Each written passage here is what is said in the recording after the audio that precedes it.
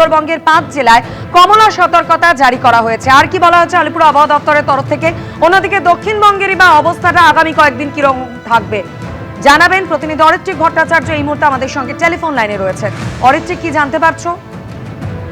দেখো, উত্তরবঙ্গে কিন্তু আপাতত বৃষ্টি চলবে এবং অতি ভারী বৃষ্টির সতর্কতা জারি করা হয়েছে দার্জিলিং, কালিম্পং, কুচবিহার, জলপাইগুড়ি, আলিপুরদুয়ার জেলায়।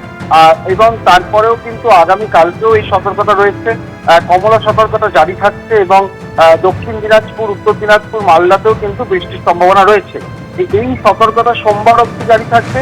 মঙ্গলবারেও কিন্তু অতিবৃষ্টি কমলা সতর্কতা জারি থাকছে এবং তারপরেও বুধ থেকে শুক্রবার পর্যন্ত ভারী বৃষ্টির হলুদ সতর্কতা সেটা কিন্তু উত্তরবঙ্গে জারি রয়েছে এবং তার জন্যই পার্বত্য এলাকায় ধস, নিচু এলাকা প্লাবিত হওয়া বা নদীর জলস্তর বিপদসীমার উপর দিয়ে পাওয়ার একটা আশঙ্কা থাকছে। আর যদি দক্ষিণবঙ্গের কথা বলা হয় তাহলে যেটা বলতে হয় যে এই মুহূর্তে দক্ষিণবঙ্গেও বৃষ্টির সম্ভাবনা রয়েছে। আজকেই কিন্তু বিশেষ করে পশ্চিমের দিকের জেলাগুলিতে অর্থাৎ পুরুলিয়া, বাঁকুড়া, পশ্চিম মেদিনীপুর, পশ্চিম বর্ধমান, বীরভূম, মুর্শিদাবাদ সেখানে বৃষ্টির সম্ভাবনা বেশি থাকবে। সঙ্গে 40 থেকে 50 কিলোমিটার গতিবেগে ঝড়ের সম্ভাবনা। বাকি জেলাগুলোতেও কিন্তু 30 থেকে 40 কিলোমিটার বেগে ঝড় এবং বজ্রবিদ্যুতের সম্ভাবনা রয়েছে। সোমবার এবং মঙ্গলবার অর্থাৎ আগামী দুদিন দক্ষিণবঙ্গে বৃষ্টির সম্ভাবনা কিছুটা বাড়বে। সেক্ষেত্রে কিন্তু দক্ষিণবঙ্গের বেশ কয়েকটি জেলায় কমলা সতর্কতা জারি করা হচ্ছে। মঙ্গলবার থেকে মূলত বৃষ্টির পরিমাণ বাড়বে এবং বুধবার সেই পরিস্থিতি বজায় থাকবে, এমনটাই কিন্তু এখনো পর্যন্ত আলিপুর আবহাওয়া দপ্তর জানাচ্ছে। অর্থাৎ বর্ষা এই মুহূর্তে চলছে, মাঝে 2-1 দিন দক্ষিণবঙ্গে বৃষ্টি একটু কম রয়েছে, তবে সেটা আবার ধাপে ধাপে বাড়বে। উত্তরবঙ্গে আশঙ্কা জাগিয়ে বৃষ্টির সম্ভাবনা, ভারী বৃষ্টির সম্ভাবনা প্রায় শুক্রবার অবধি থেকে যাচ্ছে। অর্থাৎ উত্তরবঙ্গে দুর্যোগ আপাতত যেমনটা খবর পাওয়া যাচ্ছে অব্যাহত থাকবে।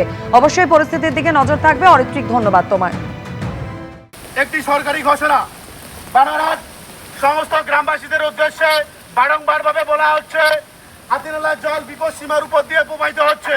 তাই আপনারা আপনাদের সপরিবারকে নিয়ে, আপনাদের যাবতীয় নথিপত্র নিয়ে যদি বিপদ মনে হয় এলানে থাকবেন। বিপদ বেশি মনে হলে অবশ্যই বানারহাট তরুণ সংঘের ভবনে চলে যাবেন। বানারহাটেও নদীতে জলস্তর বৃদ্ধির আশঙ্কা, সেখানেও প্রশাসনের তরফে মাইকে প্রচার চালানো হচ্ছে। কোচবিহারের পাশাপাশি এবার বানারহাটের ছবিও রেখেছি আপনাদের সামনে। জল বিপদ সীমার উপর দিয়ে প্রবাহিত হচ্ছে। তাই আপনারা আপনাদের সপরিবারকে নিয়ে, আপনাদের যাবতীয় নথিপত্র নিয়ে যদি বিপদ মনে হয় এলানে থাকবেন। বিপদ বেশি মনে হলে অবশ্যই বানারহাট তরুণ সংঘের ভবনে চলে যাবেন। একটি সরকারি ঘোষণা বানারহাট সমস্ত গ্রামবাসীদের উদ্দেশ্যে বারংবার ভাবে বলা হচ্ছে হাতিনালার জল বিপদ সীমার উপর দিয়ে প্রবাহিত হচ্ছে।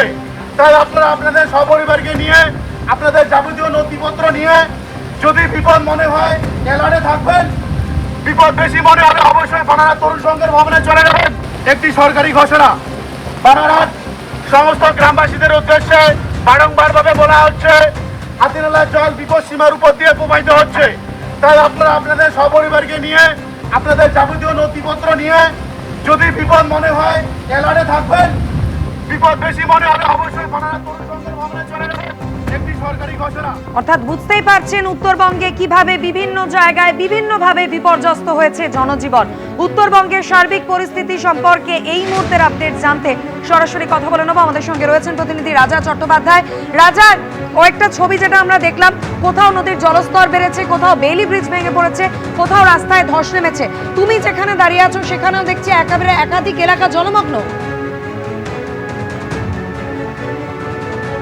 হ্যাঁ দেখো মাধুরী, তুমি জানো যে গত বছর যে 5ই অক্টোবর যে ভয়াবহ বন্যা হয়েছিল ডুয়ার্সে, তার থেকে শিক্ষা নিয়ে কিন্তু প্রশাসন কিন্তু তৎপর হয়েছে। বিভিন্ন নদীগুলোতে ড্রেজিংয়ের কাজ শুরু করেছে।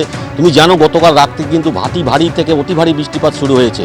জলপাইগুড়ি তিস্তা নদী এলাকায় কিন্তু জল বাড়ছে, পাশাপাশি জলঢাকা নদীতেও কিন্তু জলস্তর বাড়তে শুরু করেছে এবং একাধিক জায়গায় কিন্তু গতকাল রাত থেকে কিন্তু প্রশাসনের তরফ থেকে মাইকিং করা হচ্ছে এবং মানুষদের সতর্ক করা হচ্ছে যাতে তারা জল ভারলে রীতিমতো স্থায়ী জায়গায় আসতে পারে এবং নিরাপদ জায়গায় আসতে পারে এবং সে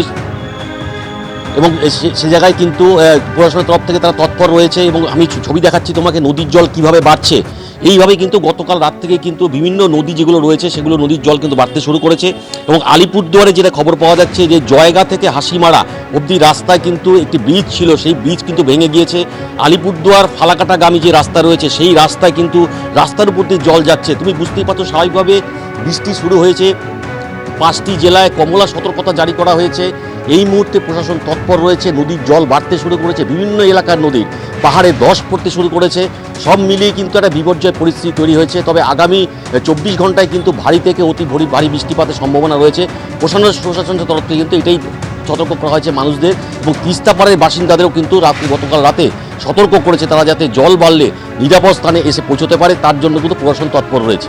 মাধুরী, একদমই রাজা, তুমি আমাদের সঙ্গে থাকো। অর্থাৎ বুঝতেই পারছেন যেভাবে বিভিন্ন জায়গায় উত্তরবঙ্গে ভারী বর্ষণের জেরে বিপর্যস্ত জনজীবন, কোথাও নদীর জলস্তর বেড়েছে, কোথাও রাস্তায় ধস নেমেছে, কোথাও আবার বেইলি ব্রিজ ভেঙে গিয়েছে, যার ফলে ব্যাহত হয়েছে যোগাযোগ ব্যবস্থা।